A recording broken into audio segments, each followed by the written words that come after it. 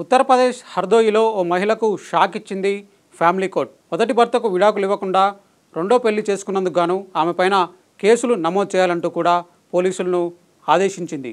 హర్దోయికి చెందినటువంటి ఒక మహిళ మొదటి భర్తకు విడాకులు ఇవ్వకుండానే ఆమె మరొక వ్యక్తిని పెళ్లి చేసుకుంది. ఈ నేపథ్యంలోనే ఆమె తనకున్నటువంటి కూతురుతో కలిసి ఆ భర్తతో అంటే రెండో భర్తతో నివాసం ఉండడాన్ని ప్రారంభించింది. ఈ నేపథ్యంలోనే అప్పటికే అతనికి కూడా ఒక కూతురుంది. అయితే ఇక రెగ్యులర్గా ఆమె ఆ కూతుర్ని వేధించడం మొదలుపెట్టింది.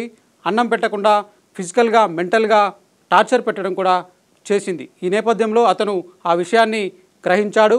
భార్య ప్రవర్తన పైన అనుమానం కలిగి ఆమె నిత్యం ఒక వ్యక్తితో ఫోన్లో మాట్లాడుతుండడాన్ని కూడా అతను గ్రహించాడు. ఈ నేపథ్యంలోనే ఆమె ఇంకా మొదటి భర్తకు విడాకులు ఇవ్వలేదనేటువంటి విషయాన్ని తెలుసుకున్నాడు. అంతేకాకుండా ఆమె మొదటి భర్త పైన డౌరీ కేసు పెట్టిందని కూడా అతను గ్రహించాడు.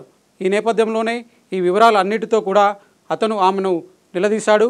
అయితే ఇలా నిలదీసినందుకు గాను ఆమె రివర్స్లో అతన్ని బెదిరించింది. తప్పుడు కేసులు పెట్టి ఇబ్బందులకు గురి చేస్తానంటూ కూడా ఆమె అతన్ని బెదిరించింది.